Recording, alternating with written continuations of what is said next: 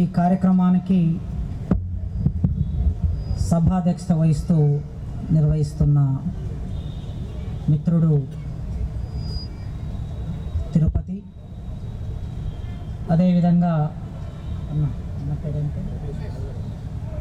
అదేవిధంగా రమేష్ గారు, వేదిక ముందు ఉన్న టీపీటీఎఫ్ రాష్ట్ర నాయకత్వం, జిల్లా నాయకత్వం, వివిధ పాఠశాల స్థాయిలో తమ మేధో సంపత్తి ద్వారా ఈ సమాజాన్ని ప్రగతి భావం వైపు ప్రగతిదాయకంగా మారుస్తున్నటువంటి ప్రియమైన ఉపాధ్యాయులారా, ఇవాళ మనం ఒక సంక్షోభ సందర్భంలో నిలబడి ఖమ్మం పట్టణం వేదికగా ఇంతమంది ఉపాధ్యాయులం కలిసి ఈ దేశ భవిష్యత్తు గురించి కలగంటున్నాం, ఈ దేశ భవిష్యత్తు గురించి మాట్లాడుకుంటున్నాం.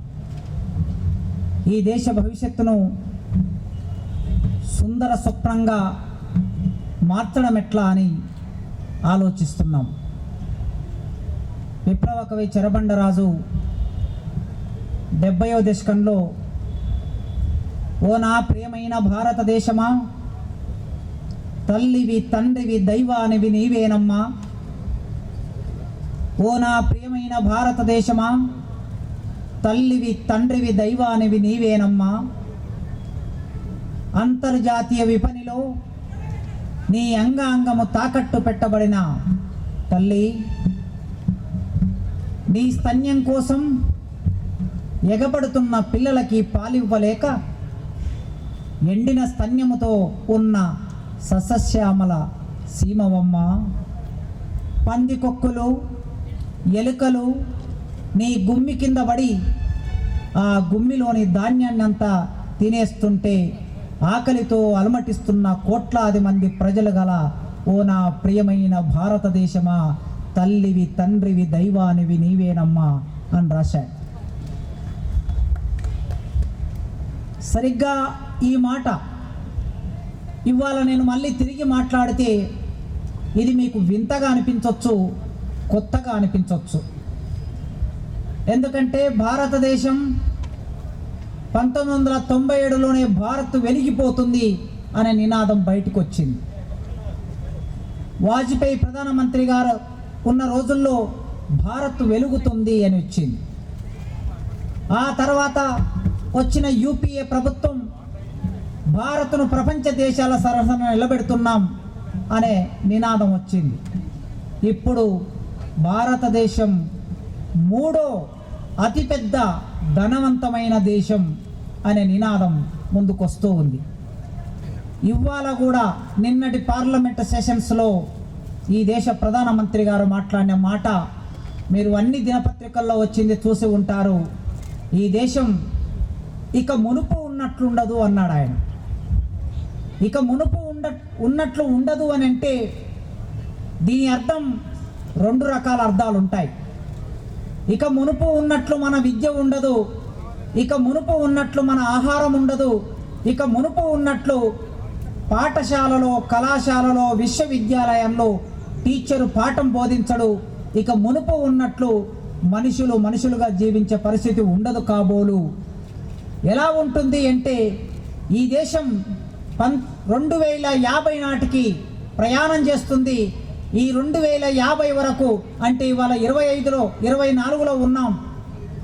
ఇంకొక 25 సంవత్సరాల ప్రణాళికతో ఈ దేశం ముందుకెళ్తుంది.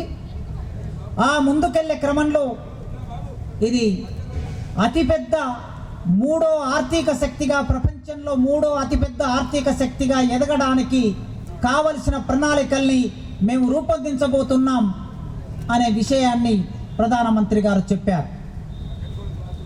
మీరు జాగ్రత్తగా గమనించి ఉంటే ఒక వారం రోజుల కిందట ఈనాడు పత్రికలో ఒక ఎడిటోరియల్ వచ్చింది. ఎడిటోరియల్ ఆ పేజీలో ఒక వ్యాసం వచ్చింది మధ్యలో. ఆ వ్యాసాన్ని చదివాను.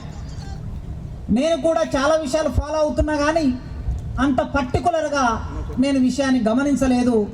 కానీ ఆ రచయిత చాలా బాగా రాశాడు.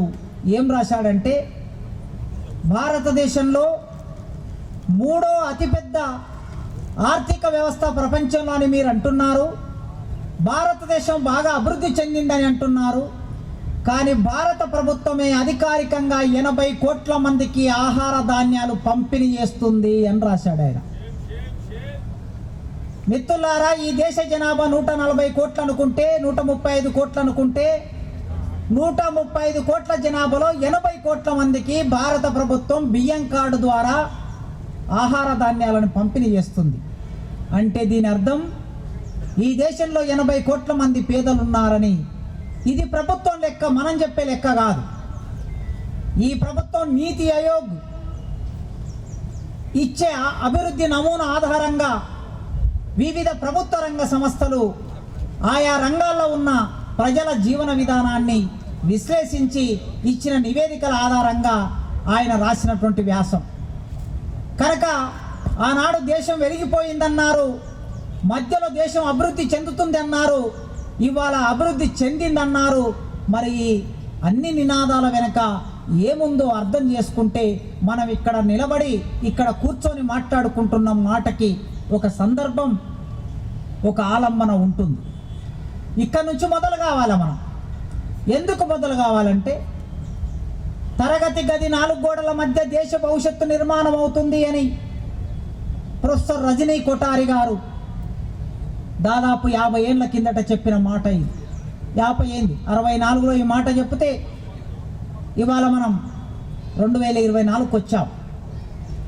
ఈ తరగతి గదిల్లో దేశ భవిష్యత్తు నిర్మాణం అవుతుందనే మాట నిజంగా మనం ఇక్కడ కూర్చొని ఈ దేశ భవిష్యత్తును కలగంటున్నామంటే, తెలంగాణ రాష్ట్రంలో ఉన్న ఫెడరేషన్ కార్యకర్తలందరూ ఇక్కడ కూర్చున్నాం. ఫెడరేషన్ కార్యకర్తలందరూ ఏం ఆలోచిస్తున్నారు?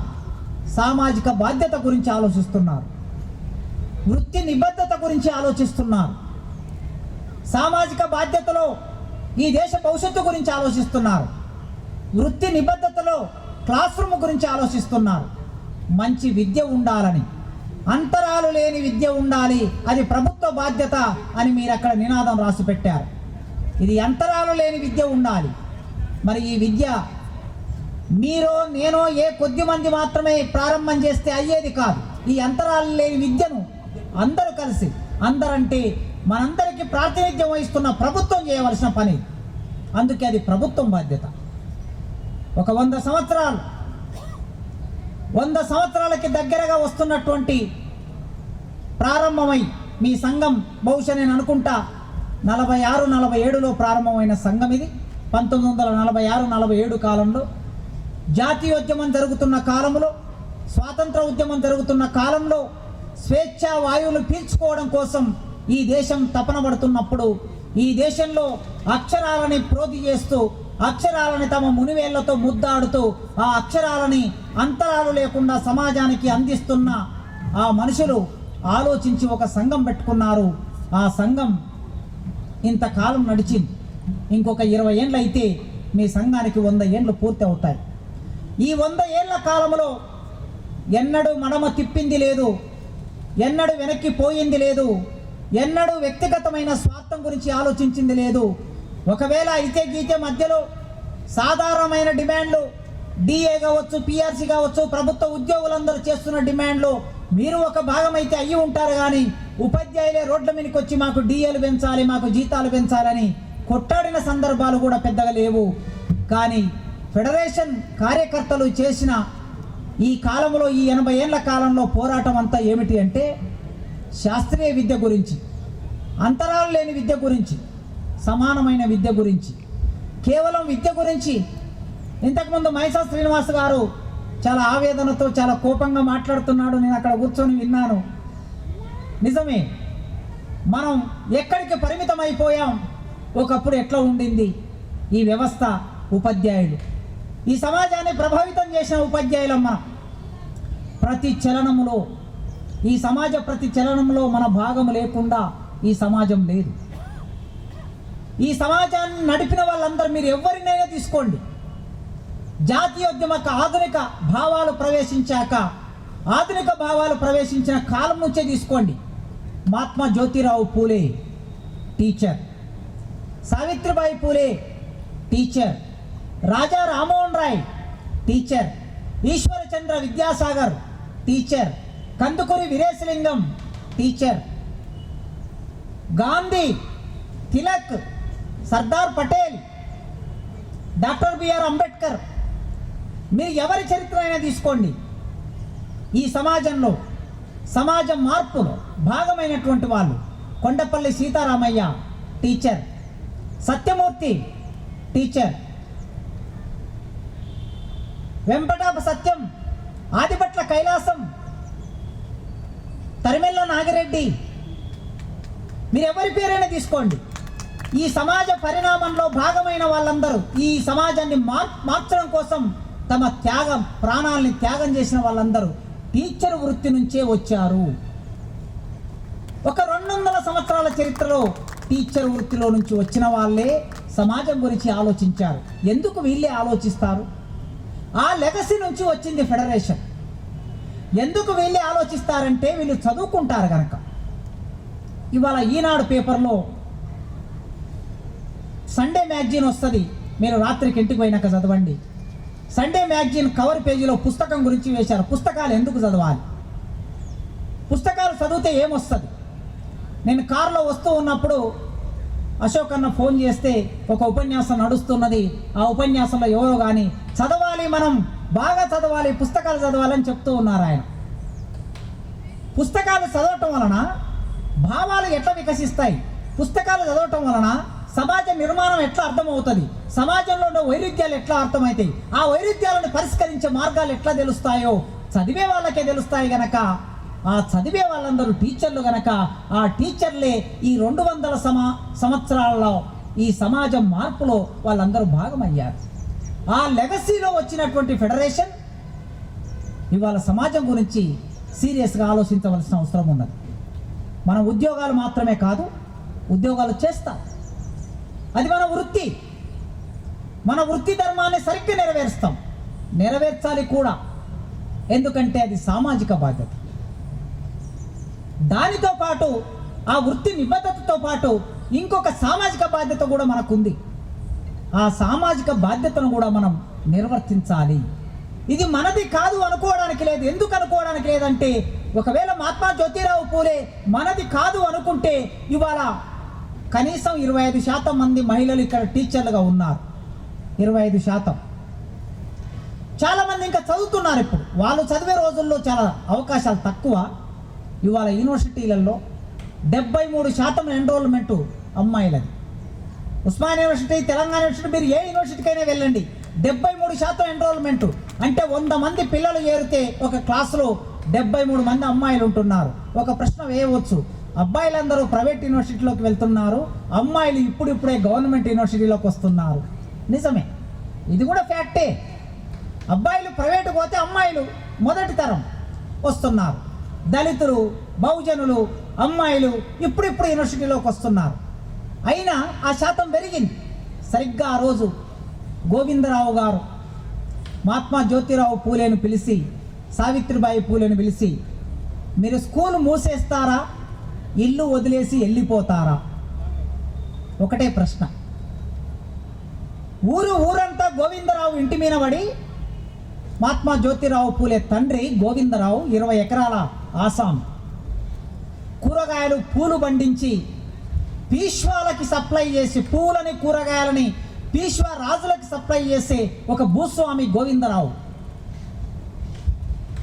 ఊరంతా ఆయన ఇంటి మీద పడి, నీ కొడుకు కోడలు స్కూల్ నడిపిస్తున్నారు, పాఠాలు చెప్తున్నారు శూద్రులకి, అతి శూద్రులకి.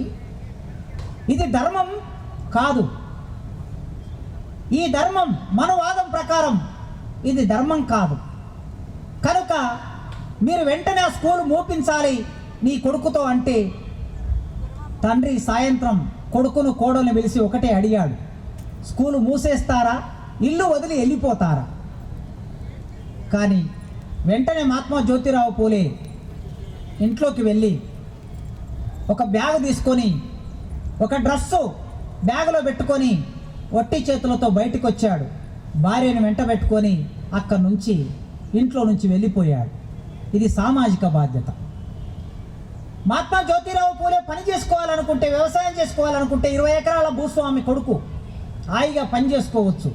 కానీ తన సామాజిక బాధ్యత ఏమనుకున్నాడంటే, ఈ దేశంలో పరివర్తన రావాలంటే, ఈ దేశం ప్రగతిదాయకంగా మారాలంటే విద్య అనేది ఒక ఇన్స్ట్రుమెంట్, ఒక సాధనము. ఆ సాధనము మెజారిటీ ప్రజలకు లేదు. ఆ మెజారిటీ ప్రజలకు విద్య అందాలంటే ఎక్కడన్నా ఒక దగ్గర పూనిక మొదలు కావాలని ఇంట్లో నుంచి వెళ్ళిపోయి ఒక ఫ్రెండ్ ఇల్లు కిరాయికి తీసుకొని 7 మంది విద్యార్థులతో స్కూల్ స్టార్ట్ చేశాడు.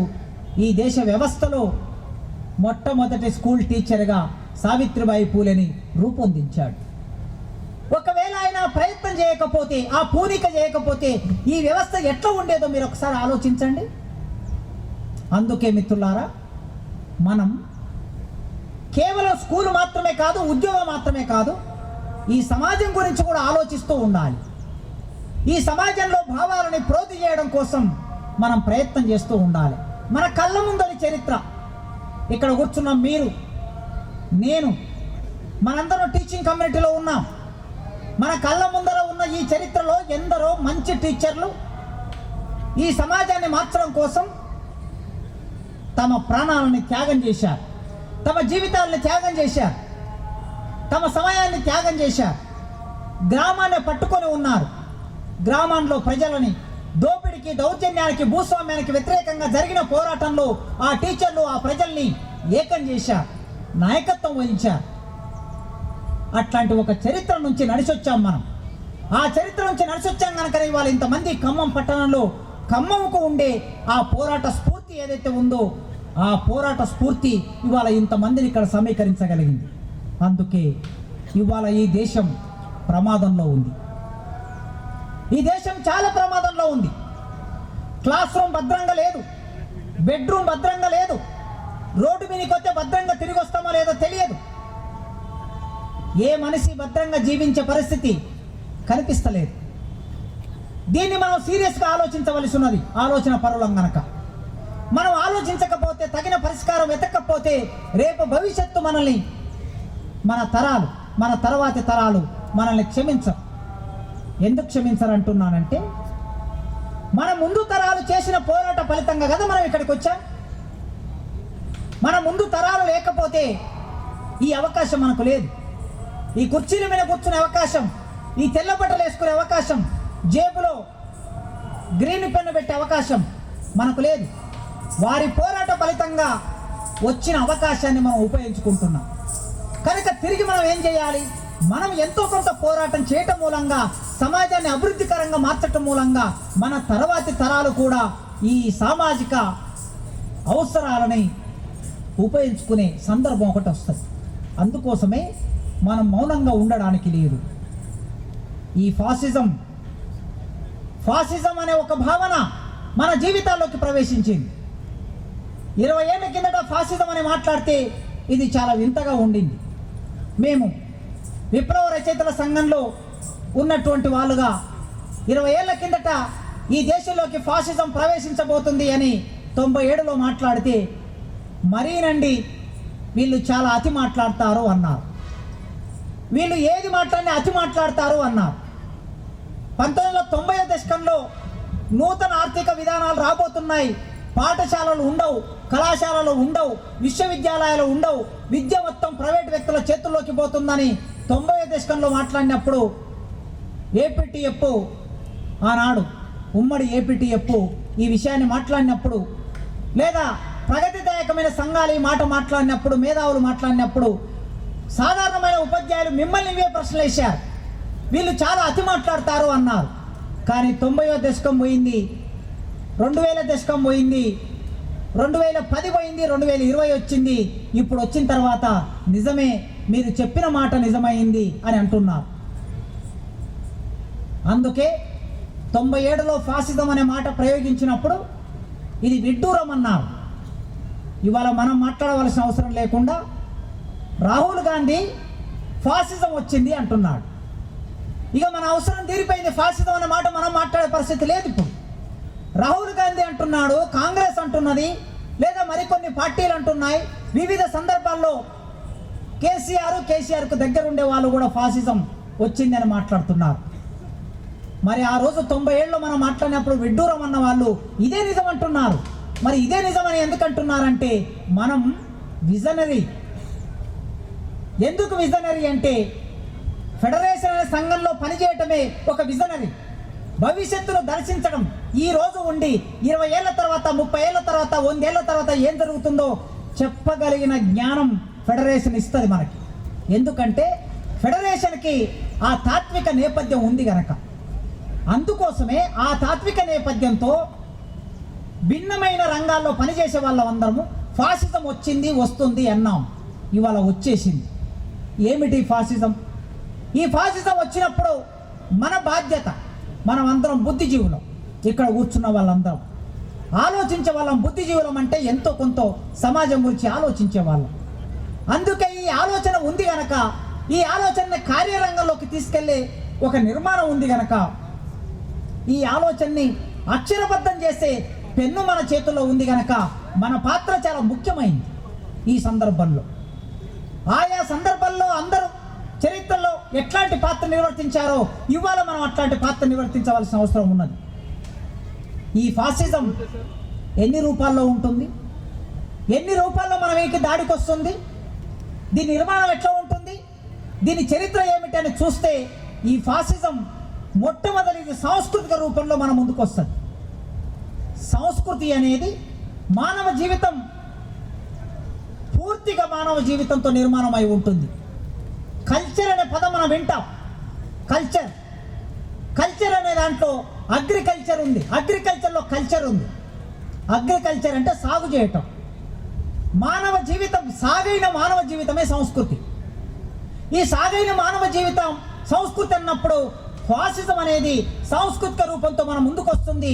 దీనికి ఆర్థిక రూపం అనే మరో ముఖం ఉంటుంది. ఈ రెండు విషయాలు మీతో పంచుకుంటాను నేను. మొదలు సాంస్కృతిక రూపమా, మొదలు ఆర్థిక రూపమా అనే ఈ రెండింటి మధ్య నేనేం పోటీ పెట్టదలుచుకోలేదు. పునాది మొదల, ఉపరితలం మొదల అనే చర్చ భారతదేశంలో దాదాపు 70 సంవత్సరాలుగా నడుస్తుంది. మనం ఇల్లు కట్టుకోవడానికి ఇంట్లో మనం ఉంటే ఇంట్లో పైన ఉన్నటువంటి కప్పు ముఖ్యమా లేదా పునాది ముఖ్యమా అంటే ఈ చర్చలోకి ఒక్కొక్కసారి వెళితే కొన్ని విషయాలు ఒక్కొక్క సందర్భంలో ఒక్కొక్కలాగా ఉంటుంది. మతం పునాదిలో ఉంటుందా, మతం ఉపరితలంలో ఉంటుందా, కులం పునాదిలో ఉంటుందా, కులం ఉపరితలంలో ఉంటుందా, సంస్కృతి పునాదిలో ఉంటుందా, ఉపరితలంలో ఉంటుందా అనే ప్రశ్న వేసుకుంటే ఇది ఎక్కడికి తెగదు. కానీ స్థూలంగా నేను ఒక అవగాహన మీ దగ్గర పంచుకోవడం ఏమిటంటే ఇవన్నీ పునాదిలో ఉంటాయి, ఈ ఉపరితలంలో ఉంటాయి. పునాది ఉపరితలం ఒకదానిని ఒకటి ప్రభావితం చేసుకుంటూ ఉంటుంది. అయితే ఆర్థిక అంశాలు ప్రధానంగా పునాదిలో ఉండి ఉపరితల అంశాన్ని నిర్ణయిస్తూ ఉంటాయి. ఈ ఉపరితల అంశంలో విద్య అనేది ఒకటి. మనం చదువుకుంటున్న విద్య, సంస్కృతి, రాజకీయాలు ఈ ఉపరితలంలో ఉంటాయి. మరి పునాదిలో ఏముంటుంది? పునాదిలో ఆర్థిక సంబంధాలు, భూమి, పెట్టుబడి, వస్తు ఉత్పత్తి ఈ పునాదిలో ఉంటాయి. ఈ భూమి, వస్తుత్పత్తి పైన ఉండే రాజకీయాలని, పైన ఉండే సంస్కృతిని, ఆచార వ్యవహారాలని, మనం చదువుకునే విద్యని ఇవి నిర్ణయిస్తాయి. అందుకే కార్ల్ మార్క్స్ ఒక సందర్భంలో ఒక మాట అన్నాడు. కార్ల్ మార్క్స్ రాసినటువంటి పుస్తకంలో ఆయన ఏమన్నాడు, ఎంగెల్స్, కార్ల్ మార్క్స్ ఇద్దరు కలిసి జర్మన్ ఐడియాలజీ అనే పుస్తకం రాశారు. మీరందరూ తప్పనిసరిగా చదవలసిన పుస్తకం. మనం నిరంతరం సాధన చేస్తూ ఉండాలి. మన శరీరం మీద మనకెంత శ్రద్ధ ఉందో మన మెదడు మీద అంతే శ్రద్ధ ఉండాలి. మనం బ్రష్ చేసుకుంటాం నోరు వాసనేయకుండా, మనం స్నానం చేస్తాం చెమట వాసన పోవడానికి, మనం బట్టలు ఉతుక్కుంటాం మురికి పోవడానికి, శరీరాన్ని చాలా జాగ్రత్తగా కాపాడుకుంటాం. కానీ మెదడును శుద్ధి చేసుకోవడానికి మనం ఏమన్నా ప్రయత్నం చేస్తున్నామా? ఇల్లును శుద్ధి చేసుకున్నట్లు, శరీరాన్ని శుద్ధి చేసుకున్నట్లు మెదడును శుద్ధి చేసుకోవడానికి నిరంతరం ప్రయత్నం చేస్తూ ఉండాలి. చేస్తూ ఉండాలంటే మనం చదవాలి. ఈ చదవటం వలన మనలో అప్పటికే ఉండిన ఆలోచనలు లేదా తప్పుడు ఆలోచనలు మన వెనక్కి ప్రవేశించినప్పుడు వాటన్నిటి నుంచి మనం దూరం అవుతూ ఉంటాం. మంచి ఆలోచనలు మన దరి చేరుతాయి. అందుకే జర్మన్ ఐడియాలజీ అనే పుస్తకం ఇంగ్లీష్లో ఉంది, అదే టైటిల్తో తెలుగులో ఉంది. మీరందరూ తప్పనిసరిగా చదవండి. ఈ పుస్తకంలో వాళ్ళు ఏం రాశారో చూడండి.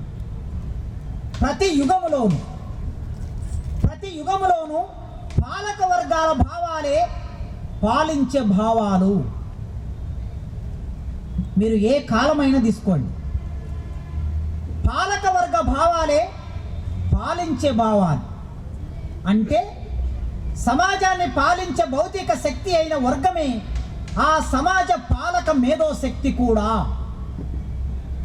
ఏ వర్గమైతే మనల్ని పరిపాలిస్తుందో, ఏ పాలక వర్గం మనల్ని పరిపాలిస్తుందో ఆ పాలక వర్గమే మేధో శక్తి మీద కూడా ఆధిపత్యం కలిగి ఉంటుంది. అంటే మన ఆలోచన మీద ఆ వర్గమే ఆధిపత్యం కలిగి ఉంటుంది.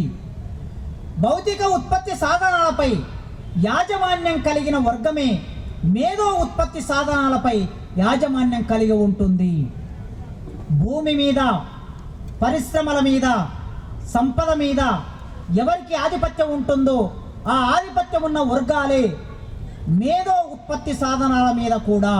అంటే మేధో ఉత్పత్తి సాధనాలంటే టీవీ, పేపర్, పుస్తకాలు, ఇవాళ సోషల్ మీడియా, ఇవన్నీ మేధో ఉత్పత్తి వర్గాలు.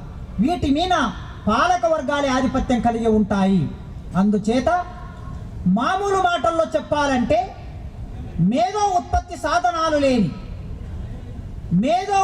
సాధనాలు లేని వారి భావాలు అవి ఉన్న వారి భావాలకి లోబడి ఉంటాయి. భూమి మీద ఆధిపత్యం లేని వాళ్ళు, పరిశ్రమల మీద ఆధిపత్యం లేని వాళ్ళు, సంపద మీద ఆధిపత్యం లేని వాళ్ళు, పేద ప్రజలు, వాళ్ళకు భావాలు ఉన్నా కూడా ఆ భావాలన్నీ దోపిడీ వర్గాల భావాలకు లోబడి ఉంటాయి. పాలక భావాలు, ఆధిపత్య సంబంధాలు భావ రూపంలో వ్యక్తీకరణ విజృంభణ స్థాయిలో ఉంటాయి. అంటే భావాలుగా గ్రహించిన ఆధిపత్య సంబంధాలన్నీ ఒక వర్గాన్ని పాలక వర్గంగా, మరో వర్గాన్ని పాలిత వర్గంగా విభజించే భావాలని నిరంతరం ఉత్పత్తి చేస్తాయి అని రాశాడు. ఈ పుస్తకంలో ఆయన చెప్పిన మాట పునాది, ఉపరితలం అనే రెండు అంశాలని అన్వయం చేసి రాశాడు ఆయన. ఎవరు దేశాన్ని పరిపాలిస్తారో, ఎవరు రాష్ట్రాన్ని పరిపాలిస్తారో, ఎవరు సంపద మీద ఆధిపత్యం కలిగి ఉంటారో వాళ్ళే భావాలని ప్రసారం చేస్తారు అని దీని సారాంశం. వాళ్ళే మేధస్సు మీద ఆధిపత్యం కలిగి ఉంటారని దీని సారాంశం. అందుకే మనం ఈ మేధో రంగంలో పనిచేసే మనం ఏ భావాలను కలిగి ఉన్నాం, ఏ భావాలు మన మీద ప్రభావం చూపిస్తున్నాయి? రోజు రోజుకు పాలక వర్గాల ఆధిపత్య భావాలే మన మీద ప్రభావం చూపిస్తున్నాయి.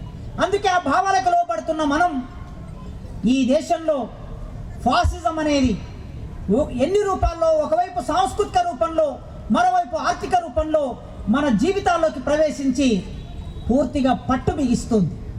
దాని నుంచి బయటపడలేనంతగా ఒక్కొక్కసారి అంగీకరించే విధంగా మనం దానికి బానిసలుగా మారిపోతూ ఉన్నాం. ఈ ఫాసిజం, దీని యొక్క చరిత్ర, దీని మూలం ఎక్కడి నుంచి మనం చూడొచ్చు అని చూస్తే మిత్రులారా, చరిత్రలోకి వెళితే ఈ ప్రపంచంలో సాంస్కృతిక ఆధిపత్యం ఎవరి చేతుల్లో ఉంటే భావాలు వాళ్ళ చేతుల్లో ఉంటాయి. ఈ సాంస్కృతిక ఆధిపత్యం ఏమిటి? మనిషి పుట్టినప్పటి నుంచి చనిపోయే వరకు ముడిపడి ఉన్న జీవితాన్ని సంస్కృతి అంటున్నాం. ఈ పుట్టినప్పటి నుంచి చనిపోయే వరకు మనం ఏ ఏ కార్యకలాపాలు చేస్తూ ఉంటాం? పుట్టుక, పేరు పెట్టడం, బడికి వెళ్ళడం, గుడికి వెళ్ళటం, పెళ్లి చేసుకోవటం, జాతర చేసుకోవటం, ఆ తర్వాత మరణించిన తర్వాత జరిగే కార్యకలాపాలు.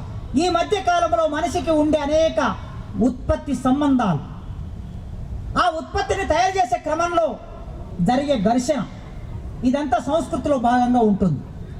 ఈ సాంస్కృతిక ఆధిపత్యం అనేది ఒక వర్గం చేతిలో ఉంటుంది. ఆ వర్గం మన మీద ఆధిపత్యం చెలాయిస్తూ ఉంటుంది. మొట్టమొదలు ఇటలీ చరిత్రలోకి వెళ్దాం. మనం ఫాసిజం గురించి మనం మాట్లాడుకున్నప్పుడు అది అర్థం కావాలంటే ఇటలీ చరిత్రలోకి వెళ్ళాలి.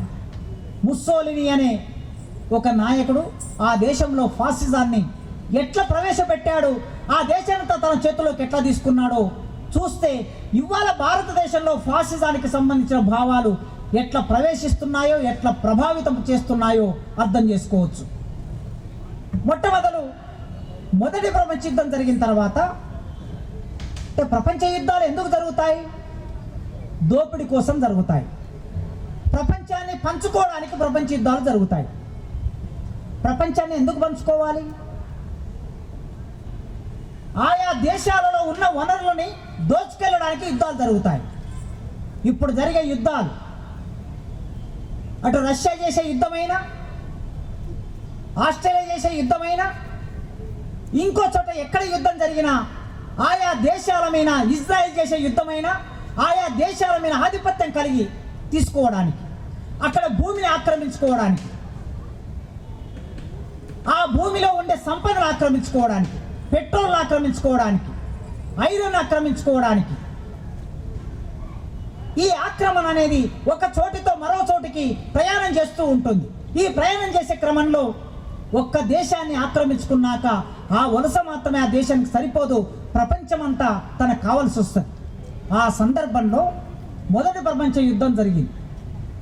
వలసలు పెంచుకోవడానికి ప్రపంచ యుద్ధం మొదలుపెట్టి ఆనాడు ఇంగ్లాండ్ తన విస్తరణ కాంక్షని రవి అస్తమించని బ్రిటిష్ సామ్రాజ్యాన్ని విస్తరించిన తర్వాత అది 1935-39కి వచ్చేసరికి రెండో ప్రపంచ యుద్ధంగా పరిణమించింది. ఈ క్రమంలో పెట్టుబడిదారు విధానం సంక్షోభంలోకి వెళ్ళినప్పుడల్లా, లేదా పెట్టుబడుల సంక్షోభంలోకి వెళ్ళినప్పుడల్లా వాళ్ళు ఆయా దేశాల మీద నిర్బంధాన్ని ప్రయోగించడానికి, ఆయా దేశాలని దోపిడీ చేయడానికి కొత్త రకాల భావాలని సంస్కృతి ద్వారా వ్యాపింపజేస్తూ ఉంటారు. అట్లా యుద్ధం తర్వాత ఏర్పడిన సంక్షోభం నుంచి బయటపడడం కోసం ఇటలీలో సోషలిస్టు భావాలు ఉన్నాయి. ఇటలీలో ఉన్న సోషలిస్టు భావాల ఒక రకంగా ముస్సోలిని తానే సోషలిస్టు విప్లవానికి నాయకుడుగా, తానే సోషలిస్టుగా ఒక ఫోజు ఇచ్చి ఆ ప్రజలకి కమ్యూనిజాన్ని తీసుకొస్తున్న ఆలోచనని వాళ్ళలో ప్రోధి చేసి ముస్సోలిని అధికారంలోకి వచ్చాడు. ఎవరెవరిని ఆక్రమించాడు, ఎవరెవరిని తన స్వాధీనంలోకి తెచ్చుకున్నాడు, ఫాసిజపు ఆలోచనలోకి తనకు అనుకూలంగా ఏ ఏ వర్గాల్ని మార్చుకున్నాడు. మొట్టమొదలు మధ్యతరగతి వర్గం. ప్రపంచంలో ఎప్పుడైనా, భారతదేశంలోనైనా, ఇంగ్లాండ్ అయినా, అమెరికా అయినా, ఏ దేశమైనా తీసుకోండి, ఈ మధ్యతరగతి అనేది ఒకటి ఉంటుంది. చాలా ప్రభావితమైన వర్గం. ఆ మధ్యతరగతిలోకి మనం కూడా వస్తాం. ఈ మధ్యతరగతి సమాజాన్ని మార్చగలదు, ఈ మధ్యతరగతి సమాజాన్ని ప్రభావితం చేయగలదు, ఈ మధ్యతరగతి సమాజాన్ని వెనక్కి కూడా నడిపించగలదు. ఈ శక్తి మధ్యతరగతి ఉంటుంది. అందుకోసమే ముస్సోలిని మొట్టమొదలు ఎవరిని ప్రభావితం చేశాడంటే మధ్యతరగతి వర్గాన్ని ప్రభావితం చేశాడు. ఆ తర్వాత చేతి వృత్తులు కలిగినటువంటి వాళ్ళను ప్రభావితం చేశాడు, వ్యాపారులను ప్రభావితం చేశాడు. మేధావులుగా గుర్తింపబడడం కోసం కొందరు నిరంతరం పాకులాడుతూ ఉంటారు సమాజంలో. మేము మేధావులు అనిపించుకోవాలనుకునే వాళ్ళు ఉంటారు. వీళ్ళని తన స్వాధీనంలోకి తీసుకున్నాడు. తర్వాత జర్నలిస్టులు, కళాకారులు, దేశభక్తులుగా చలామణి అయ్యే సైన్యంలో పనిచేసి రిటైర్డ్ అయినటువంటి వాళ్ళు, మాజీ సైనికులు, వీళ్ళందరినీ తనకు అనుకూలంగా మార్చుకొని ముస్సోలిని అధికారంలోకి వచ్చాడు. ఎప్పుడైతే ఈ వర్గాలన్నీ తన ఆధీనంలోకి వచ్చాయో శ్రామిక వర్గం ఒక్కటి మిగిలిపోయింది. అయితే ఈ శ్రామిక వర్గం నిరంతరం పోరాటం చేస్తూ ఉంటుంది. మనలాగా శ్రామిక వర్గానికి సంపద ఉండదు, మనలాగా శ్రామిక వర్గానికి ఆస్తులు ఉండవు. 2 చేతులు తప్ప, ఉత్పత్తి చేయడానికి 2 చేతులు తప్ప ఇంకేమీ లేనటువంటి ప్రజలు శ్రామిక వర్గం. అందుకే ఈ శ్రామిక వర్గం ప్రజల్ని కట్టడి చేయాలి. వాళ్ళు పోరాటం చేస్తూ ఉంటారు కనుక వాళ్ళని కట్టడి చేయాలి. కట్టడి చేయాలంటే ఏం చేయాలి? నిర్బంధాన్ని ప్రయోగించాలి, ప్రజల భూముల్ని ఆక్రమించుకోవాలి, ప్రజల సంస్కృతిని ధ్వంసం చేయాలి. ఎవరైతే ముస్సోలిని ప్రవేశపెట్టిన ఫాసిస్టు ఆలోచనల్ని అంగీకరించరో వాళ్ళని దేశద్రోహులుగా ప్రకటించాలి. జైల్లో నిర్బంధించాలి, సోషలిస్టుల మీద కమ్యూనిస్టుల మీద దాడి చేయాలి. ఇది ఆయన పెట్టుకున్న లక్ష్యం. ఆ రోజు తనకు అనుకూలంగా ఒక వర్గాన్ని తయారు చేసుకున్నాడు. ఎవరైతే తనకు వ్యతిరేకంగా ఉంటారో ఆ వ్యతిరేకంగా ఉన్న వర్గాన్ని దేశానికి వ్యతిరేక వర్గంగా మార్చి భయప్రాంతులకి గురి చేసి తన స్వాధీనంలోకి తెచ్చుకున్నాడు. ఒకవేళ స్వాధీనంలోకి రాకపోతే ఏం జరుగుతుంది? జైల్లో బంధించడం. ఇది ముస్సోలిని చేసిన పని. ఆ తర్వాత ముస్సోలినికి మిత్రుడైనటువంటి హిట్లర్, జర్మన్లో ముస్సోలిని మిత్రుడు హిట్లర్, రెండో ప్రపంచ యుద్ధం జరగడానికి ప్రధాన కారణమైన హిట్లర్ తన దేశంలో ఆ ఫాసిజాన్ని అనుసరిస్తూ ఇక్కడ నాజిజాన్ని తీసుకొచ్చాడు. ఈ నాజిజాన్ని తీసుకొచ్చే క్రమంలో ఈయన ఏం చేశాడు? జాతీయవాదాన్ని రెచ్చగొట్టాడు. ఇది నా జాతి, ఇది మన జాతి, ఈ ప్రపంచాన్ని పరిపాలించగలిగిన ఏకైక శక్తి ఎవరికి ఉందంటే జర్మన్లకు మాత్రమే ఉంది. ప్రపంచంలో నిజమైన ఆర్యులు జర్మన్లు మాత్రమే. అందుకోసమే ఓ జర్మన్ యువతరమా, జర్మన్ మేధావి వర్గమా, జర్మన్ మధ్యతరగతి వర్గమా, మొదటి ప్రపంచ యుద్ధంలో మనల్ని ఓడించి ఆ యుద్ధానికి కారణంగా మనల్ని పేర్కొని ఇంగ్లాండ్ అనే ఒక దేశం ఆ అప్పులన్నిటినీ మనం రుద్ది బలవంతంగా అప్పులు కట్టాలని షరతులు పెట్టింది గనక ఆ షరతులకు వ్యతిరేకంగా మనం పోరాటం చేయకపోతే మన దేశ సంపద మొత్తం హరించకపోతుంది.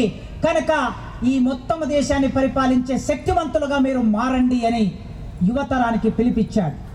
ఆ పిలిపించిన క్రమంలో ఆయన ముందుకు తీసుకొచ్చిన భావన నేషనలిజం, జాతీయవాదం. మీరు ఈ మాటలన్నీ నేను ప్రస్తావిస్తున్న క్రమంలో వెంటనే మీరు కరెక్ట్ కావాలి. ఇవాళ మన దేశంలో ఏం జరుగుతుందో మనం కరెక్ట్ అవుతే మనకు అర్థమవుతుంది. ఈ జాతీయవాదాన్ని రెచ్చగొట్టి సాంస్కృతిక ఆధిక్యతని, ఆర్యులు అనే సాంస్కృతిక ఆధిక్యతని రెచ్చగొట్టాడు.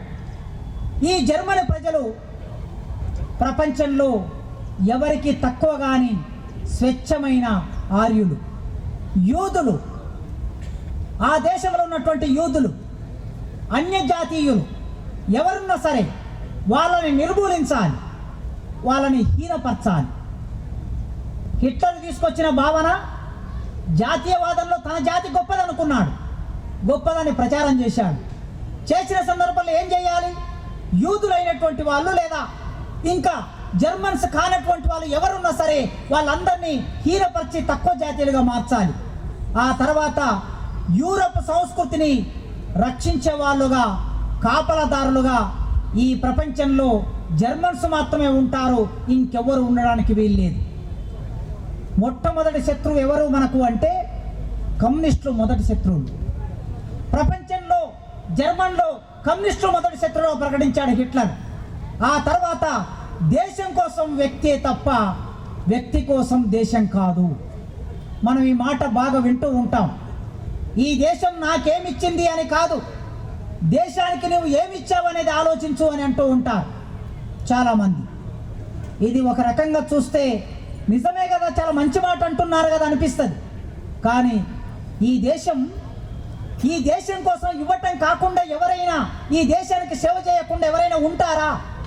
ఒక రైతు, ఒక కార్మికుడు, ఒక కూలీ, ఒక టీచర్, ఒక సైంటిస్టు, ఒక ఆర్మీలో పనిచేసే వ్యక్తి ఎవరైనా దేశం కోసం పనిచేయకుండా ఉంటారా? నిరంతరం దేశం కోసం పనిచేస్తూనే ఉంటారు.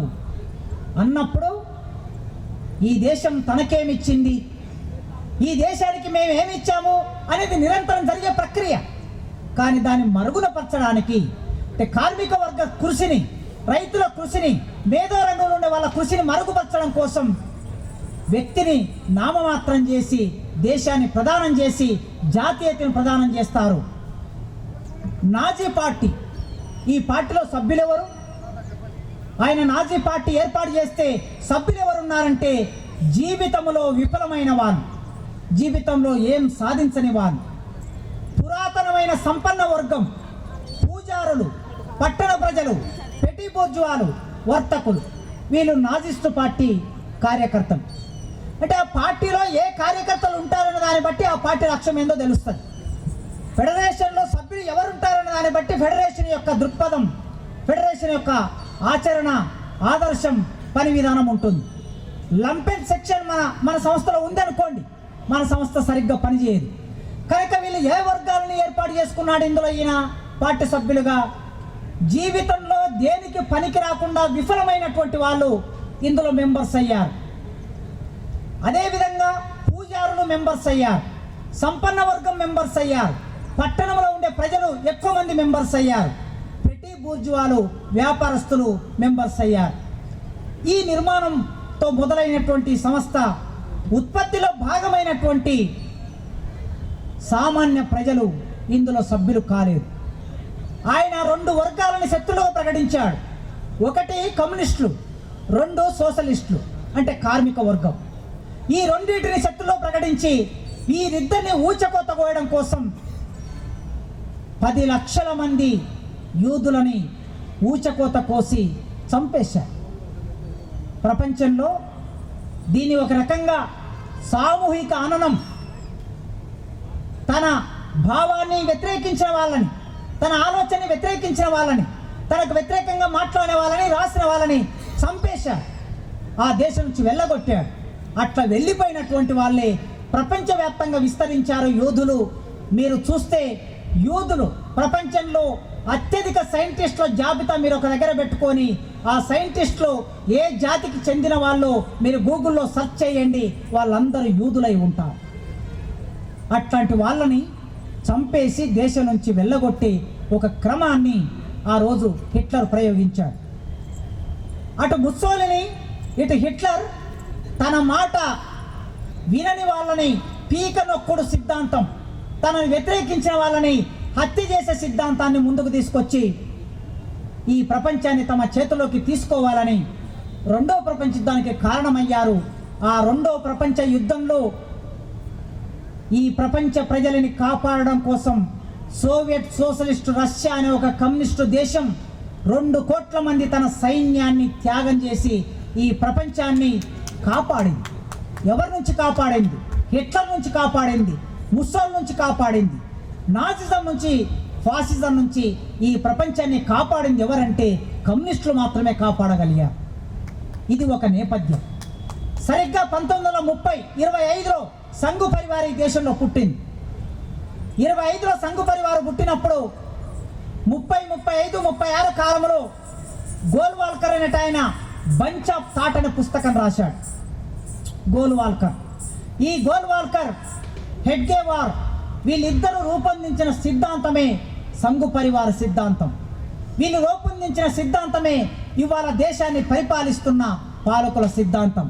ఈ సిద్ధాంతంలో వాళ్ళు చెప్పినటువంటిది చారిత్రక అవశేషాలు, చారిత్రక విషయాలు. భారతదేశం మీరు ఒక్కసారి ముస్సోలిని గుర్తు, హిట్లర్ గుర్తు చూస్తే స్వస్తిక్ గుర్తు ఉంటుంది. ఈ స్వస్తిక్ గుర్తే ఆనాడు బంచ్ ఆఫ్ థాట్ అనే పుస్తకంలో దాన్ని ప్రస్తావించి ఆ రోజుల్లోనే ఒక మేధావి ఇక్కడ నుంచి భారతదేశం నుంచి జర్మనీ వెళ్ళి, ఇటలీ వెళ్ళి వాళ్ళతో చర్చలు చేసి వాళ్ళు ఏ జాతీయ భావాన్ని రూపొందించారో ఆ జాతీయ భావాన్ని భారతదేశంలో రూపొందిస్తే తప్ప ఇక్కడ హిందూ జాతి మనుగడలో ఉండదని ఆయన బంచ్ ఆఫ్ థాట్ పుస్తకం రాశాడు. ఈ బంచ్ ఆఫ్ థాట్ పుస్తకం ఇది తెలుగులో పాంచజన్యం అనే పేరు మీద ఉన్నది. ఈ పుస్తకంలో ఆయన ఏం చెప్పాడో 2-3 విషయాలు ప్రస్తావన చేస్తాను. ఎవరైనా సరే భారతదేశంలో ఉండాలనుకుంటే హిందువులుగానే జీవించాలి.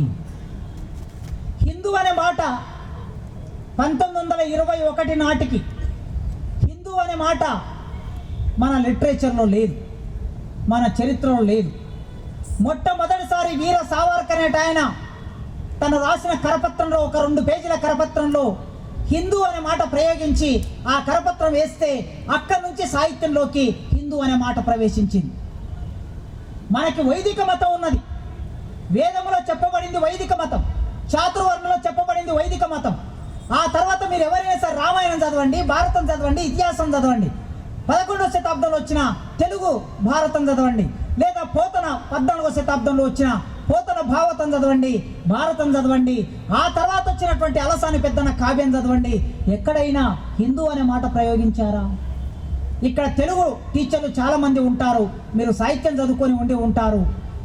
కనీసం కంచర్ల గోపన్న, ఈ ఖమ్మంలో పుట్టిన కంచర్ల గోపన్ననైనా ఎక్కడైనా హిందూ శబ్దాన్ని ప్రయోగించాడా? లేదా అన్నమయ్య తన పద కవిత్వంలో ఎక్కడైనా హిందూ శబ్దాన్ని ప్రయోగించాడా? మీరు మొత్తం చరిత్ర చూస్తే ఎక్కడ హిందూ శబ్దం లేదు. ఆయన హిందూ శబ్దాన్ని తీసుకొచ్చాక దాన్ని ప్రదానం చేసి ఈ దేశంలో ఉన్న వాళ్ళందరూ హిందువులు, ఈ హిందువులకి మిగతా వాళ్ళు లోబడి ఉండాలి. ఏ విధంగా అయితే జర్మనీలో యూదులందరూ మిగతా జాతులందరూ ఆర్యన్ జాతికి లోబడి ఉండాలనుకున్నారో ఆ విధంగానే భారతదేశంలో హిందువులకు లోబడి ఉండాలనే సిద్ధాంతాన్ని వాళ్ళు రూపొందించారు. ఆ సిద్ధాంతమే బంచ్ ఆఫ్ థాట్లో చెప్పాడు. ఇక ఆ తర్వాత ఇద్దరిని శత్రువుగా ప్రకటించాడు భారతదేశానికి. గోల్వాల్కర్, వీర సావర్కర్, గోల్వాల్కర్, హెడ్గేవార్ వాళ్ళు ముగ్గురు కలిసి చెప్పిన మాట వాళ్ళ సారాంశంలో ఇద్దరు ప్రధాన శత్రువులు వాళ్ళకి. ఒకరు కమ్యూనిస్టులు మొట్టమొదటి శత్రువులు, రెండో వాళ్ళు ముస్లింలు రెండో శత్రువులు. ఈ దేశంలో వీళ్ళు ఉన్నంత వరకు మన హిందూ జాతి నిర్మాణం జరగదు అని చెప్పారు. అక్కడ జర్మనీలో ఆయన ఎవరిని శత్రువులుగా ప్రకటించాడు? యూదులని శత్రువులుగా ప్రకటించాడు. వాళ్ళని ఊచకోత కోశాడు. అందుకే హిందూ భావన 25లో ప్రారంభమై 30లోకి సిద్ధాంతపరంగా మారి 70లోకి వచ్చినాక సంఘు పరివార్ అయ్యి అది జనసంఘ్ పార్టీగా మారి 83కి వచ్చేసరికి పార్లమెంట్లో 2 పార్లమెంటు స్థానాలు వచ్చి 92కి వచ్చేసరికి అది 70 స్థానాలు అయ్యి 97కి వచ్చేసరికి వాజ్పేయి ప్రధానమంత్రి అయ్యాడు. 2014కి వచ్చేసరికి బంపర్ మెజారిటీతో ఈ దేశ ప్రధానమంత్రి గెలిచాడు. చూడండి, హిందూ అనే భావన దీని వెనుక ఫాసిస్టు లక్షణం ఉందని నేను ఎందుకు చెప్తున్నానంటే, ఈ హిందూ అనే భావన ఉట్టిగా రాలే. దీనికి మూలం, దీనికి ఆలంబన చరిత్రలో ఇటలీలో, దీనికి ఆలంబన చరిత్రలో జర్మనీలో నాసిజంలో, ఇటలీలో ఫాసిజంలో దీని భావన, దీని మూలం ఉన్నది. వాళ్ళు ఏ సంస్కృతిని అంగీకరించరు. అంగీకరించేటట్లయితే పార్లమెంటు భవనం అనేది ఈ దేశ ప్రజల డబ్బుతో నిర్మాణమైంది, మనందరి డబ్బుతో నిర్మాణమైంది. మనం అందరం పన్ను కడుతున్నాం. మీరు సంవత్సరానికి 2 లక్షలు 3 లక్షల పన్ను కడుతున్నారు. నేను 6 లక్షలు పన్ను కడుతున్నా సంవత్సరానికి. ఇంకా నాకన్నా ఎక్కువ పన్ను కట్టే ఉద్యోగులు కూడా ఉండొచ్చు ఈ దేశంలో. మరి మనం పన్ను మనం మాత్రమే కాదు, 10 రూపాయలు పెట్టి సబ్బు కొనే ఒక సాధారణ వినియోగదారుడు 75 పైసల పన్ను కడుతున్నాడు. 40 రూపాయలు కట్టి ఒక వస్తువు కొనే ఒక వినియోగదారుడు 3 రూపాయలు పన్ను కడుతున్నాడు. ఈ డబ్బంతా కేంద్ర ప్రభుత్వానికి, రాష్ట్ర ప్రభుత్వానికి వెళితే ఈ డబ్బుతో రామాలయం నిర్మాణం చేస్తే ఈ పన్ను కట్టే వాళ్ళు ముస్లింలు ఉన్నారు, హిందువులు ఉన్నారు, క్రైస్తవులు ఉన్నారు, బౌద్ధులు ఉన్నారు, జైనులు ఉన్నారు. ఏ మత విశ్వాసం లేని నాలాంటి మీలాంటి వాళ్ళు కూడా ఉంటారు. నేను మనందరినీ మీలాంటి వారు అని చెప్పి నన్ను ఓన్ చేసుకుంటున్నా. నేను మిమ్మల్ని, మీరు కూడా ఏ మత విశ్వాసం లేకుండా ఉంటారు అనుకుంటున్నాను. అఫ్కోర్స్ మత విశ్వాసం ఉన్న వాళ్ళు కూడా ఉండొచ్చు. ఇట్లాంటి వాళ్ళందరూ డబ్బుతో నీవు దేవుని గుడి కట్టినప్పుడు, నీ గుడిలోకి ప్రవేశం జరిగినప్పుడు శక్తి పీఠాల నుంచి తీసుకొచ్చిన బ్రాహ్మణులు మాత్రమే నీ వెంట పెట్టుకొని వెళ్ళావంటే ఈ దేశంలో నువ్వు ఏ సిగ్నల్ ఇయ్యదలుచుకున్నావు? ఈ దేశ ప్రధానమంత్రి భారత రాజ్యాంగ పీఠికలో భారతదేశ ప్రజలమైన మేము భారతదేశాన్ని సర్వసత్యాక గణతంత్ర సార్వభౌమ లౌకిక సామ్యవాద దేశంగా గుర్తిస్తున్నాము. We the people of India. అవకాశాల్లో సమానత్వం, అధికారంలో సమానత్వం, సంపదలో సమానత్వం, ప్రజాస్వామిక వ్యక్తీకరణ అని రాజ్యాంగ పీఠిక చెప్తూ ఉన్నది. మరి అన్నిటిలో లౌకికం అనే సెక్యులర్ అనే ఒక పదం నీ రాజ్యాంగ పీఠికలో ఉన్నది. The preamble of soul of Indian constitution అంటారు. భారత రాజ్యాంగ పీఠిక భారతదేశ రాజ్యాంగానికి ఆత్మ వంటిది. మరి అట్లాంటి ఆత్మ వంటిదని చెప్పబడే దాంట్లో సెక్యులర్ అని ఉన్నది. మరి సెక్యులర్కు భిన్నంగా నీవు ఒక మతానికి సంబంధించిన వాళ్ళని తీసుకొని వెళ్ళి ప్రధానమంత్రి ప్రోటోకాల్ ప్రకారం, మిత్రులారా, ప్రోటోకాల్ ప్రకారం ఈ దేశ అత్యున్నత పదవి రాష్ట్రపతి. రాష్ట్రపతి ఎందుకు రాలే? పార్లమెంటు భవనానికి రాష్ట్రపతి ఎందుకు రాలే? ప్రారంభానికి రామాలయ నిర్మాణానికి రాష్ట్రపతి ఎందుకు రాలే? ఒక్కసారి ఆలోచించండి. జస్ట్ థాట్ ప్రొవోకింగ్ కోసం మాత్రమే మీ దగ్గర ప్రస్తావన చేస్తున్నా. ప్రోటోకాల్ ప్రకారం ఈ దేశంలో రాష్ట్రపతి అక్కడికి వస్తే రాష్ట్రపతి చేతుల మీదుగానే ఆవిష్కరణ జరగాలి. కనుక అక్కడ పేరు ఫలానా రాష్ట్రపతి ఆవిష్కరణ చేశారని ఉంటుంది తప్ప ఫలానా ప్రధానమంత్రి అని ఉండదు. చరిత్రలో ఏకస్వామ్యం అనేది ఫాసిజం యొక్క ప్రధాన లక్ష్యం. ఏకస్వామ్యం. హిట్లర్ నేనొక్కనే ఉండాలి, నేనొక్కనే నిర్ణయించాలి, నేనొక్కనే శాసించాలి. ముస్సోలిని నేనొక్కనే ఉండాలి, ఈ దేశమంతా నా చేతుల్లో ఉండాలి. సరిగ్గా పార్లమెంటరీ సంప్రదాయం, భారతదేశంలో పార్లమెంటరీ సంప్రదాయం కిచెన్ క్యాబినెట్ కదా. ఈ క్యాబినెట్ అనేది భిన్నమైన అభిప్రాయాలు కలిగిన క్యాబినెట్. భిన్నమైన అభిప్రాయాలు కలిగిన వాళ్ళు ఒక దగ్గర కూర్చొని చర్చించి ఒక అభిప్రాయాన్ని ముందుకు తీసుకొస్తారు. ఇది పార్లమెంటరీ సంప్రదాయం. కానీ పార్లమెంటరీ సంప్రదాయాన్ని పక్కన పెట్టేసి ఏక వ్యక్తి స్వామ్యాన్ని నడిపించడం అనేది ఫాసిజం యొక్క లక్షణం. ఆ లక్షణాన్ని స్లోగా ఇండియాలోకి ప్రవేశపెడుతూ ఉన్నారు. అందుకే ఈ దేశంలో కల్చర్ అనేది ఒక ప్రధానంగా మన ముందుకు వస్తున్నది. ఈ కల్చర్ ప్రధానంగా ఆధిపత్య కల్చర్ వస్తుంది. అక్కడ ఏ విధంగా అయితే హిట్లర్, ముస్సోలిని వాళ్ళ జాతీయ భావాన్ని తీసుకొచ్చారో భారతదేశంలో కూడా ఈ 10 సంవత్సరాల కాలంలో జాతి అనే భావన ఎంతగా పెరిగిపోయిందో మనం చూస్తూ ఉన్నాం. దేశభక్తి అనే భావన ఎంతగా పెరిగిపోయిందో మనం చూస్తూ ఉన్నాం. దేశమును ప్రేమించుమన్నా, మంచి అన్నది పెంచుమన్నా, ఒట్టి మాటలు కట్టిపెట్టి గట్టి మేల్తల పెట్టబోయి అని గురజాడ అన్నాడు. ఈసురోమని మనుషులుంటే దేశమే గతి బాగుపడునోయ్, తిండి కలుగుతే కండ కలదోయ్, కండ కలవాడేను మనిషోయ్. ఈ దేశంలో తిండి కావాలని అడిగాడు ఆయన. అదే దేశం యొక్క గొప్పతనం. అందుకే దేశం అంటే మట్టి కాదోయ్, దేశం అంటే మనుషులోయ్. అది దేశం అంటే. ఈ భక్తి అంటే, దేశభక్తి అంటే, భక్తి అనే మాటకి మూఢత్వం అనే అర్థం ఉన్నది. భక్తి అంటే మూఢత్వం. భక్తి అన్నప్పుడు ఇంకేముండదు, దైవ భక్తి దగ్గర ఏముండదు. నీవు దైవాన్ని, సైన్స్ టీచర్లు ఉన్నారు మీరు, ఇంతకుముందు తిరుపతి ప్రస్తావన చేశాడు, నా ముందు మైసా శ్రీనివాస్ కూడా ప్రస్తావన చేశాడు. ఏమని? ఒక టీచర్ మీరు క్లాస్ రూమ్లోకి వెళ్తారు. క్లాస్ రూమ్కి వెళ్ళిన తర్వాత మాలాంటి మా తెలుగు టీచర్లు క్లాస్ రూమ్కి వెళ్ళిన తర్వాత ఈ భూమి గురించి పాఠం చెబుతూ ఎలా చెప్తారు? హిరణ్యాక్షుడికి భూమి మీద కోపం వచ్చింది, సాపలాక చుట్టుకున్నాడు, సంకలో పెట్టుకున్నాడు, సముద్రంలోకి వెళ్ళాడు అని చెప్తారు మా తెలుగు సార్. వైకుంఠపురంలో ఉన్న శ్రీ మహావిష్ణువు ఇది గమనించి కూర్మ అవతారం ఎత్తి ఆ భూమిని తీసుకొచ్చి మళ్ళీ ఇక్కడ సముద్రంలోని భూమిని తీసుకొచ్చి ఇక్కడ పెట్టాడు అని మా సార్లు పాఠం చెప్తాడు. ఆ తర్వాత అశోక్ అన్న ఏంటి సబ్జెక్ట్ చెప్తాడో నాకు తెలియదు, కానీ ఒకవేళ ఆయన సోషల్ స్టడీ ఫిజిక్స్ చెప్తే ఆయన క్లాస్ రూమ్కి వెళ్ళి భగభగమండే సూర్యుని నుంచి ఒక గోళం విడిపోయి 1000 సంవత్సరాల తర్వాత ఈ భూమి చల్లబడి ఇది భూమిగా మారింది. ఆ తర్వాత నాచు వచ్చింది, నీరు వచ్చింది, నాచు వచ్చింది, జీవి వచ్చింది, తర్వాత ఇంత పెద్ద మనిషి నిర్మాణం అయ్యాడు అని ఫిజిక్స్ టీచర్ చెప్తే ముందు చెప్పిన తెలుగు టీచరు, తర్వాత చెప్పిన ఫిజిక్స్ టీచరు, ఈ 2 కాంట్రడిక్టరీ ఒపీనియన్స్ క్లాస్ రూమ్లో చెప్పినప్పుడు తెలివి కల్లా ఒక స్టూడెంట్ లేచి మేడం సారు ఆ సారేమో ఈ భూమి సముద్రంలోకి వెళ్ళింది అని రాశాడు, చాపలాగా చుట్టుకున్నాడని రాశాడు, నీవేమో భగభగమండే సూర్యు నుంచి వచ్చిందని నువ్వు చెప్తున్నావు, ఇందులో ఏది కరెక్టు అని అడిగాడు అనుకోండి. ఇప్పుడు మీరు ఏం చెప్తారు? రేపు క్లాస్ రూమ్లో ఏం చెప్తారు? మీరు సైన్స్ చెప్పాలనుకోండి, సైన్సే చెప్తే ఆ క్లాస్ రూమ్లో ఉన్న పిల్లలు ఎవరో ఇంటికి వెళ్ళి మా సారు దేవుడు లేడంటున్నాడు, సూర్యుడు దేవుడు కాదంటున్నాడు, సూర్యుడు ఒక గోళం అంటున్నాడు అని చెప్తే అక్కడ ఉన్న వాళ్ళు ఎవరో వచ్చి మీ ఈయన దాడి చేసే రోజులు రేపు రాబోతున్నాయి కదా. ఇది కల్చరల్ హెజిమోనీ, సాంస్కృతిక ఆధిపత్యం ఈ రూపంలో మన మీదకి రాబోతున్నది.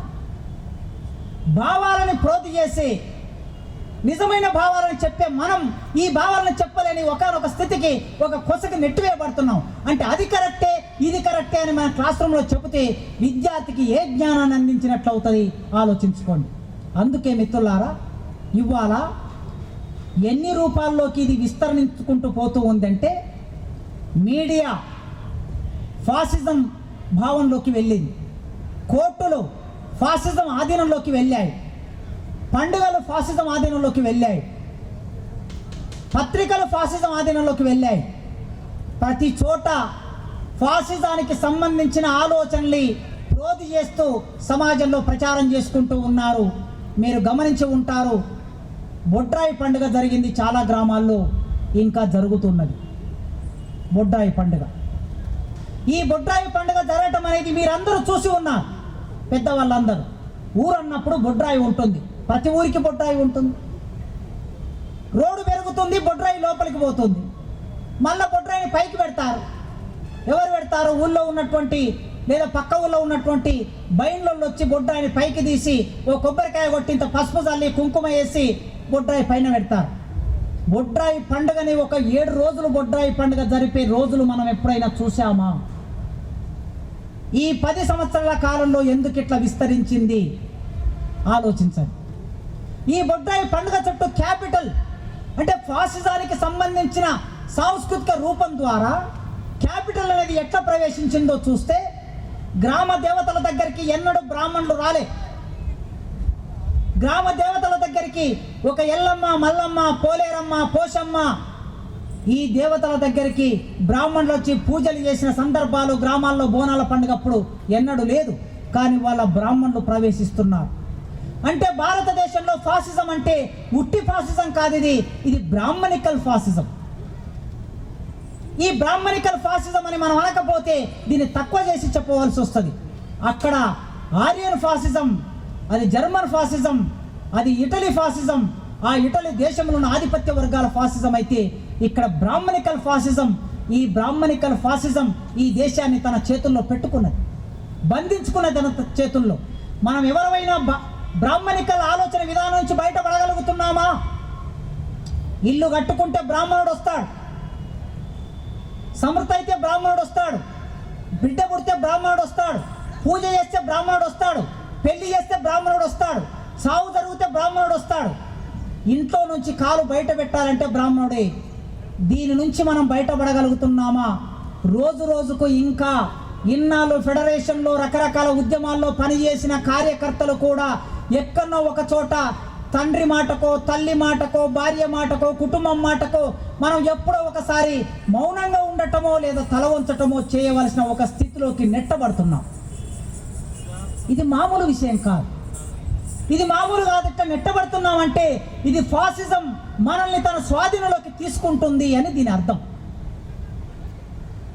అందుకే దీని వెనక ఒక బొడ్రాయి పండుగ చేస్తే ఎంత ఖర్చు అవుతుందో మీరు క్యాల్కులేట్ చేయండి, లెక్కలు వేయండి. 7 రోజులు ఇంట్లోకి బయట నుంచి వచ్చిన వాళ్ళు, ఊరిలోకి వచ్చిన వాళ్ళు బయటికి వెళ్ళొద్దు, బయట నుంచి లోపలికి రావద్దు అని ఒక నియమం పెట్టుకుంటే, ఒక ఇంటిలో కనీసం ఒక 10 మంది ఉంటే 10 మంది తినే తిండి, తాగుడ, కట్టే బట్ట, కొట్టే కొబ్బరికాయ, ఊది బత్తీలు, ఈ అన్ని సరంజామానంతా ఒక దగ్గర వేసి ఒక కుటుంబం ఎంత ఖర్చు చేస్తుందో లెక్క వేస్తే కనీసం 40,000 ఖర్చు అవుతుంది. వీళ్ళంతా పేద ప్రజలే. ఈ 40,000 ఈ ప్రజలకు ఎక్కడి నుంచి వస్తున్నాయి? అప్పు చేస్తున్నారు. మరి అప్పు చేసిన ఈ డబ్బు ఎక్కడికి పోతుంది? ఈ ఫాసిజాన్ని ఆధారం చేసుకొని క్యాపిటలిజం వస్తుంది, వ్యాపార వర్గం వస్తుంది. బట్టలు కొనాలంటే, ఇంటికి వచ్చిన చుట్టాలకి బట్టలు కొనాలంటే ఈ డబ్బు బట్టల వ్యాపార దగ్గరికి పోతుంది. కొబ్బరికాయ కొనాలంటే కొబ్బరికాయ వ్యాపార దగ్గరికి పోతుంది. వైన్, విస్కీ, బ్రాండీ తాగాలంటే ఇది అవి తయారు చేసే వాళ్ళ దగ్గరికి పోతాయి. ఏ వస్తువు కొన్నా ప్రజల జేబులో నుంచి డబ్బు కల్చర్ పేరు మీద, కల్చర్ను ఆధారం చేసుకొని పెట్టుబడిదారు చేతుల్లోకి డబ్బు వెళ్ళటం అనేది కనిపిస్తుంది.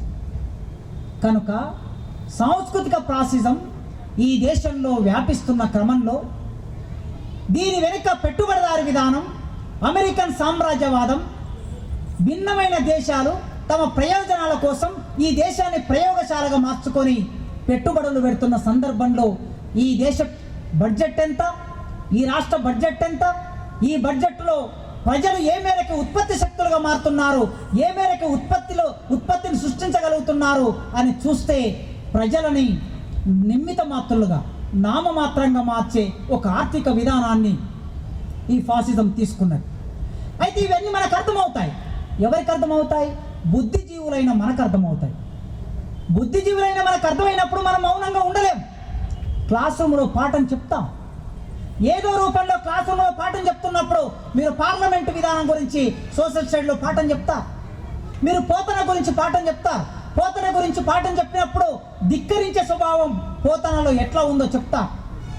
లేకపోతే అంబేద్కర్ గురించి పాఠం చెప్తా. చెప్పినప్పుడు అంబేద్కర్ ఈ దేశంలో ఉన్నటువంటి వర్ణ వ్యవస్థ, కుల వ్యవస్థ, బ్రాహ్మణికల వ్యవస్థ, మనువాదాన్ని కాల్చివేసిన చరిత్రను కూడా మీరు అక్కడ చెప్తా. సైన్స్ చెప్పేటప్పుడు ఒక గెలీలియో గురించి, ఒక ఆర్కిమిడిస్ గురించి, ఒక కోపర్నికస్ గురించి ఎక్కడో పాఠం చెప్తా. అంటే క్లాస్ రూమ్ అది ధ్వనిగా మారుతుంది, క్లాస్ రూమ్ ప్రశ్నగా మారుతుంది, క్లాస్ రూమ్ చర్చగా మారుతుంది. ఎందుకంటే మనకు ఆలోచన ఉంది కనుక. ఇది క్లాస్ రూమ్ మాత్రమే కాదు, క్లాసు బయటకు వచ్చిన తర్వాత మీరు మాట్లాడతారు. 10 మంది సామూహికంగా ఉన్న చోట మాట్లాడతారు, పెళ్లికి పోయిన చోట మాట్లాడతారు, ఈ ప్రభుత్వ విధానాలు ఎట్లా ఉన్నాయో మాట్లాడతారు. ఇవన్నీ మాట్లాడుతున్న క్రమంలో ఈ ప్రభుత్వానికి వ్యతిరేకమైన ఆలోచన ప్రోధి అవుతుంటది గనక, ఆలోచనలు ప్రచారం అవుతుంటాయి గనక ఈ ఫాసిజం దేన్ని ఆశ్రయిస్తుందంటే నిర్బంధాన్ని ఆశ్రయిస్తుంది. అది బతకడం కోసం. అక్కడ జర్మనీ, ఇటలీలో వీళ్ళు ఏం చేశారు? వాళ్ళని వ్యతిరేకించే కమ్యూనిస్టులని చంపేశారు, యూదుల్ని చంపేశారు. చంపేయడం సాధ్యం కాకపోతే తీసుకెళ్లి జైల్లో పెట్టాడు. ఆ విధంగా కార్ల్ మార్క్స్ జర్మన్ నుంచి ఇంగ్లాండ్ వెళ్ళిపోయాడు. అంతకన్నా ముందే ముస్సోలిని, హిట్లర్ కన్నా ముందే ఆయన ఇంగ్లాండ్ వెళ్ళిపోయాడు. ఆ దేశంలో ఉండే పరిస్థితి లేనప్పుడు కనుక అది వేటాడుతుంది, వేటాడి చంపేస్తుంది. భారతదేశంలో గత 10 సంవత్సరాలుగా మాట్లాడే గొంతులకి అవకాశం లేకుండా పోయింది. భారత రాజ్యాంగ విలువ, రాజ్యాంగం ఇచ్చినటువంటి భావన, ప్రజాస్వామిక భావన, ఫ్రీడమ్ ఆఫ్ ఎక్స్ప్రెషన్ ఇది లేని ఒక స్థితి ఈ దేశంలోకి వచ్చి జైళ్ళన్నీ నిండిపోయాయి. మనకి సమాజంలో గుర్తింపు ఉన్నది. ఒక టీచర్ని అరెస్ట్ చేస్తే అదొక వార్త అవుతుంది, ఒక ప్రొఫెసర్ని అరెస్ట్ చేస్తే ఒక వార్త అవుతుంది. అది దేశవ్యాప్తంగా, ప్రపంచవ్యాప్తంగా తెలిసిపోతుంది ఈ రోజుల్లో, సోషల్ మీడియా ఉంది కనుక. కానీ ఏమి తెలియని అమాయకులు, ఆదివాసులు, జార్ఖండ్, ఛత్తీస్గఢ్, ఒరిస్సా, దండకారణ్యం ప్రాంతంలో ఆదివాసులు, మీరు ఆయా జైల్లోకి వెళ్ళి చూడండి. ఆయా జైళ్ళల్లో బందీలు అయిపోయి ఉన్నారు. ఒక్క వార్త కూడా బయటికి రాదు. అరెస్ట్ అయిన విషయం కుటుంబానికి తెలియాలంటే 1 రోజులు 2 నెలలు పడుతుంది. వాళ్ళు జైలుకు వెళ్ళిన విషయం తెలియాలంటే వేలాది మంది ఆదివాసులు వాళ్ళ జైల్లో నిండిపోయారు. ఈ దేశంలో ఫాసిస్టు ఆర్థిక నమూనాకు వ్యతిరేకంగా పోరాటం చేస్తున్న ఆదివాసులు నిర్బంధానికి గురి అవుతున్నారు, మేధావులు నిర్బంధానికి గురి అవుతున్నారు. మాట్లాడలేని పరిస్థితి ఏర్పడింది. అందుకే ఫాసిజానికి ఒక రూపం పెట్టుబడి, ఫాసిజానికి 2వ రూపం సాంస్కృతిక ఆధిపత్యం, ఫాసిజానికి 3వ రూపం నిర్బంధం. ఈ 3 ఉంటే తప్ప ఫాసిజం బతకదు. భారతదేశంలో ఈ ఫాసిజం ప్రవేశించిన సందర్భంలో బుద్ధిజీవులుగా ఉన్న మనం మౌనంగా ఉంటే ఈ సమాజానికి ప్రమాదం. అయితే గీత ఏమవుతుంది? ఒక కేసు వస్తుంది, జైలుకు వెళ్తాం, సస్పెండ్ అవుతాం, అంతే కదా, ఇంతే కదా జరిగేది. చివరికి పోతే ఏమవుతుంది? ప్రాణం పోతుంది. కానీ ఒక్కసారి ఆలోచించండి, ఏ గుర్తింపును నోచుకోకుండా ఈ సమాజ విముక్తి కోసం, ఈ సమాజ చలనం కోసం, ఈ సమాజం ప్రగతిదాయకంగా మారడం కోసం లక్షలాది మంది, కోట్లాది మంది ప్రజలు త్యాగం చేస్తేనే కదా మనం ఇక్కడ ఉన్నాం. అందుకే ఒకే గొంతు ఎప్పుడు మాట్లాడుతుంటే ఆ గొంతును నొక్కేయడం పాలకవర్గాలకి సులభం. ఒకే గొంతు ఎప్పుడు మాట్లాడుతుంటే, అదేవిధంగా ఇక్కడ ఉన్నటువంటి ఒక 1000 మందో 1500 మందో గొంతులు ఏకకాలంలో మాట్లాడితే ఆ గొంతుల బలం ఎక్కువ అవుతుంది. ఒక గొంతు 1000 గొంతులు అవుతుంది, 1,00,000 అవుతుంది, 1,00,00,000 అవుతుంది. పాలక వర్గాన్ని కూల్చడం సులభం అవుతుంది. అందుకే బుద్ధిజీవులుగా ఎక్కడైనా సరే మీరు క్లాస్ రూమ్లో మీ సంభాషణ మొదలు పెట్టండి. ఇన్నాళ్ళు ఏ సంభాషణ చేశారో దేనికి భయపడవలసిన అవసరం లేదు. స్వేచ్ఛగా మీ సంభాషణని, మీ పాఠాన్ని మొదలు పెట్టండి. స్వేచ్ఛగా మీ రాతని మొదలు పెట్టండి. ఎందుకంటే మన రాతకి, మన మాటకి సమాజంలో గౌరవం ఎక్కువ. టీచర్కు ఉండే గౌరవం ఇంకా పోలే. మసకబారుతున్న మాట వాస్తవమే. మహిషా శ్రీనివాస్ చెప్పినట్లు మసకబారుతున్న మాట వాస్తవమే, కానీ పూర్తిగా అది చీకటిమయం కాలేదు. ఈ మసకని తొలగించుకునే అవకాశం కూడా మనకే ఉన్నది. ఫెడరేషన్ కార్యకర్తలుగా మీరు చేయగలరు, మనం చేయగలం. సమాజంలో జరుగుతున్న దోపిడిని అరికట్టడానికి, ఫాసిజాన్ని అరికట్టడానికి, మనిషిని మనిషిగా నిలబెట్టడానికి మన ప్రయత్నాన్ని ఈ రోజు నుంచే, ఎప్పటి నుంచో మీరు మొదలుపెట్టారు, దాన్ని ముందుకు కొనసాగించటం వలన ఈ దేశాన్ని రక్షించగలం, ఈ ప్రజల్ని రక్షించగలం. చివరికి ఒక విషయం చెప్పి ముగిస్తా. చాలా సందర్భాల్లో గుర్తు చేశాను, మళ్ళీ గుర్తు చేస్తాను. మహాభారతంలో శ్రీకృష్ణుడు అడవుల్లో ఉన్నటువంటి పాండవుల వద్దకు వచ్చాడు. పాండవుల వద్దకు వచ్చి ఒక్కొక్కరి అభిప్రాయం అడిగాడు. సంజయుడు అంతకన్నా ముందు రాయబారానికి వచ్చాడు. సంజయుడు వీళ్ళందరికీ ఏం చెప్పాడంటే, ధృతరాష్ట్రుడు మీకు సూది మన మోపెంత స్థలం కూడా ఇవ్వనన్నాడు, పో అన్నాడు. ఏం చేసుకుంటారో చేసుకోండి, ఇక మిగిలింది ఏమీ లేదు. తర్వాత కృష్ణుడు వచ్చి ఈ విషయాన్ని వాళ్ళతో ఏం చేద్దామని అడిగాడు. ధర్మరాజును, అర్జునుని, భీముణ్ణి, నకుల సహదేవుల్ని వీళ్ళందరిని అడిగాడు. చివరికి ద్రౌపదిని అడిగాడు. ద్రౌపది ఏం సమాధానం చెప్పలే. ఆమె ఆ దుస్సేనుని వేళ్ళంత విలి, ఆ దుస్సేనుని వేళ్ళంత విలి త్రెవిపోయిని, త్రెవిపోగా మిక్కిలినవి అని వెంట్రుకలను చూయించింది ఆమె, అంతే, సింబాలిక్గా. ఓ కృష్ణ, తగు మాటలాడు సమయంబున ఆ దుస్సేనుని వేళ్ళంతగిలి త్రెవిపోయిన మిక్కిలినవి గుర్తించుకొనుము అన్నది. సరే వెళ్ళాడు. వెళ్ళిన తర్వాత నిండు సభలో ఉన్న వాళ్ళందరినీ ఉద్దేశించి, ఆ సభలో భీష్మ పితామహ, అశ్వత్థమ చాలామంది ఉన్నారు. రాజనీతి కోవిదుడైన విదురుడు ఒక్కొక్కరి పేరు పెట్టి, ఇది మీకు న్యాయమా?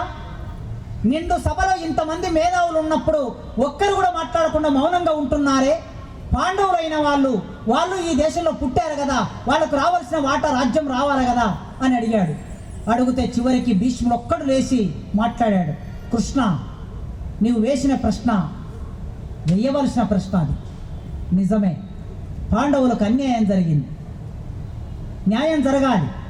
కానీ నేను ఇన్ని రోజులు దుర్యోధనుడు పెట్టిన ఉప్పు తిన్నాను, అంటే దుర్యోధనుడు పెట్టిన అన్నం తిన్నాను. దుర్యోధనుడు పెట్టిన ఉప్పు తిన్నాను కనుక రేపు యుద్ధం అంటూ జరిగితే, పాండవులకి కౌరవులకి యుద్ధం జరిగితే, ఆ యుద్ధంలో ఉప్పు తిన్న భారానికి బాధ్యతగా కౌరవుల వైపు నిలబడి యుద్ధం చేస్తాను, కానీ మనసులో పాండవులు గెలవాలని కోరుకుంటాను అన్నాడు. మరి మనం ఎవరి ఉప్పు తింటున్నాం? మనం ప్రజల ఉప్పు తింటున్నాం. ఈ దేశంలో ప్రజల ఉప్పు తింటున్నాం. ఈ ప్రజలు ఉప్పు తిన్నటువంటి మనం, ప్రజల వైపు న్యాయం ఉంది. భీష్ముడు అనేవాడు అన్యాయం వైపు, ఉప్పు తిన్నందుకు అన్యాయం వైపు నిలబడి యుద్ధం చేస్తానన్నాడు. మన ప్రజల వైపు న్యాయం ఉంది కనుక ఆ న్యాయాన్ని గెలిపించడానికి, ఆ న్యాయాన్ని నిలబెట్టడానికి మీరందరూ ఉప్పు రుణం తీర్చుకోవడానికి మనం అందరం సిద్ధపడాలని కోరుకుంటూ